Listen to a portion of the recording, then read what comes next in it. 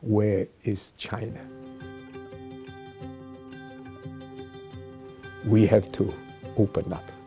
We have to learn from all the countries who have been successful and see where can we go.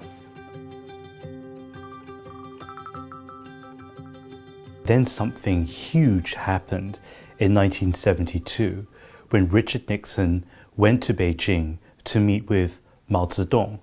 What do you think is the lasting legacy from this event? I remember I was in the United Kingdom that day visiting, and I saw it in the newspaper. Oh, what is this all about? And of course, it was a huge breakthrough. But it actually is a huge breakthrough for China and for the United States also.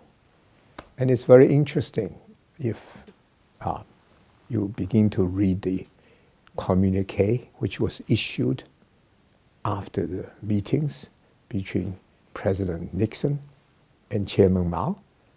The meeting was actually organized by Premier Chou En-lai and Henry Kissinger. Actually, if you think about it, because of the coming together, United States at the end was able to win the Cold War, Winning the Cold War, together with the way the United States actually organized the post-Second World War governance of the world, whether it's about the dominance of US dollars or the United Nations or the intellectual monetary structure and so on. They all organized actually in favor of United States. When you win the Cold War, you become totally dominant as the most powerful nation on earth.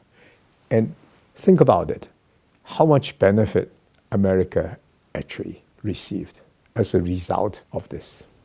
So there was Nixon in 1972, then we go another 7 years, it took another 7 years before Jimmy Carter and Deng Xiaoping re-established the formal diplomatic relationship.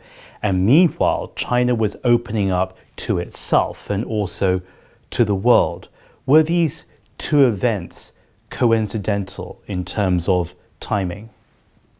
You can say it's coincidental, but you can also say these statesmen, they plan every step, they think every step through, and that coming together is just as important as the first one.